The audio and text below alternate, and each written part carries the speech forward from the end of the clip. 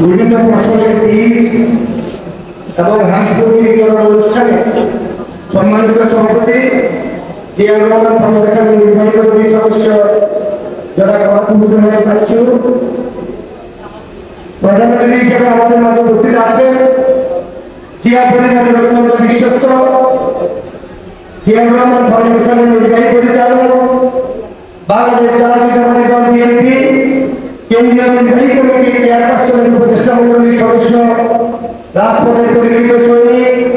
ঢাকা মহানগর উত্তর বিএনপি দুঃসময় আহ্বায়কের দায়িত্ব যিনি পালন করেছেন ডাক্তার ফরাদ আলম ঘোড়ায় বিজেপি থেকে উপস্থিত আছে জাতীয়তাবাদী ছাত্র দলের 44 বছর জিয়া পরিবারের আরেক বিশ্বস্ত সহকর্মী যিনি দীর্ঘদিন দেশপ্রিয় বেগম খালেদা জিয়ার সাথে অত্যন্ত কাছে থেকে বেগম খালেদা জিয়ার বিভিন্ন কাজে সহযোগিতা করেছেন বিএনপির সাবেক সভাপতি সম্পাদক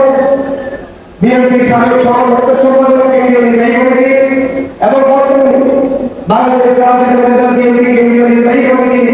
গবেষণা বিষয়ক সম্পাদক দক্ষিণ পশ্চিমাঞ্চল খুলনা বাগেরহাটে মাটি এবং মানুষের নেতা কৃষিবিদ শামীমুর রহমান শামীম ভাই বিজেপি হিসেবে উপস্থিত আছেন আমাদের বৃহত্তর নোয়াখালীর কৃতি সন্তান বাংলাদেশ জাতীয়তাবাদী দল বিএনপি কেন্দ্রীয় নির্বাহী কমিটি সমাজ স্বাস্থ্য বিষয়ক সম্পাদক ডাক্তার পারভেজ রেজা খাতুন আমাদের মাঝে উপস্থিত আছেন মহিলা দলের কেন্দ্রীয় ব্যক্তি এবং জিয়া রহমান ফাউন্ডেশনের বিভিন্ন পর্যায়ে সম্মানিত নেতৃবৃন্দ পশ্চিম উপজেলা বিএনপির আহ্বায়ক আব্দুল আলী মানিক সদস্য বিক্রম মনি পশ্চিম বিএনপি আহ্বায়ক সাবেক কাউন্সিলর কাজী ইউসুফ মাহফুজ পৌর বিএনপি সদস্য সাবেক কাউন্সিলর মাওলানা কুতুবুল্লাহ সাবেক ছাত্র যুব নেতা উপজেলা বিএনপির যুগ্ম আহ্বায়ক এডভোকেট আব্দুল আলী মাকসুদ যুবদলের উপজেলা আহ্বায়ক শামসুল সাকি যুগ্ম আহ্বায়ক জহিরুল ইসলাম যুগ্ম আহ্বায়ক আবুল খায়ের লিটন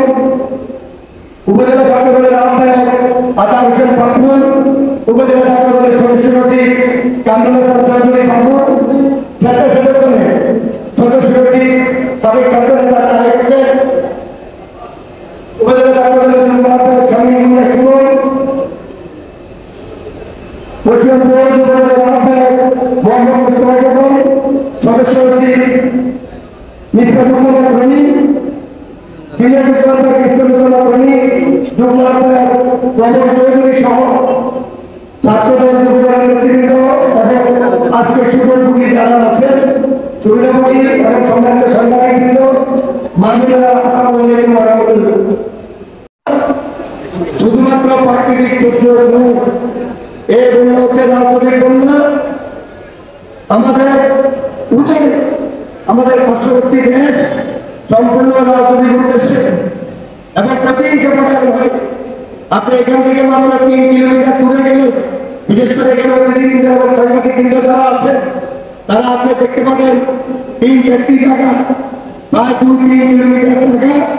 এখানে সম্পূর্ণ বাঁধগুলি কেটে এখানে আমাদের এই পশুরাম সহ ফেরি দেওয়ার জন্য এই পানি লক্ষ্মীপুর পর্যন্ত গিয়ে পৌঁছেছে। এই ভারত থেকে এর উপরেও তাদের যে বাঁধগুলি আছে ছিল প্রায় 7-8 কিলোমিটার উপরে আমরা জানতে পেরেছি সেই বাঁধগুলি কেটে দেওয়া হয়েছে সম্পূর্ণরূপে বাংলাদেশের মানুষকে পানিতে মানানোর জন্য। এবং তারই একটা যে ভয়াবহ নয়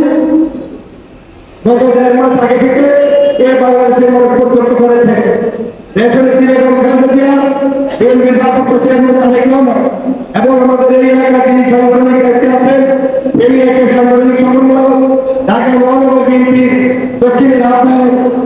রাজপথের পরিচিত সৈনিক রফিকুল আলম মজদুরাই সার্বক্ষণিক থেকে খালেদা জিয়া এবং তারেক রহমানের নির্দেশে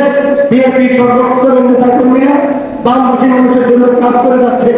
আমাদের আজকে যিনি প্রধান অতিথি আমি যদি ভুল করি উনি আজকে সহ দ্বিতীয়বার নিয়ে এসেছেন। এর আগে মেডিকেল টিম নিয়ে এসেছেন, বিশাল মেডিকেল টিম,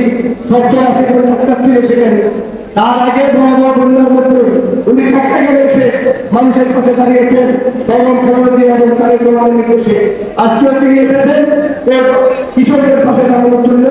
বামবাসী মানুষের পাশে দাঁড়ানোর জন্য। আমি এলাকাবাসীর পক্ষ থেকে প্রধান অতিথি সহ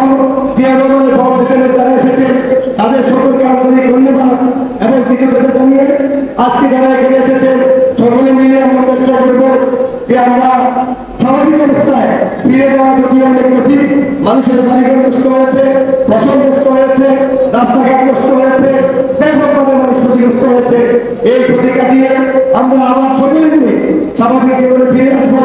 এই প্রত্যাশা ব্যক্ত করে আপনাদের সকলকে আন্তরিক ধন্যবাদ এবং কৃতজ্ঞতা জানিয়ে আমি আমার সংক্ষিপ্ত বক্তব্যকে শেষ করছি। আল্লাহ হাফেজ। বাংলাদেশ জিন্দাবাদ। আপনাদের সকলকে ধন্যবাদ। দেশ তারেক রহমান জিন্দাবাদ, খালেদা জিয়া জিন্দাবাদ, জিয়া রহমান আপনাদের সকলকে ধন্যবাদ।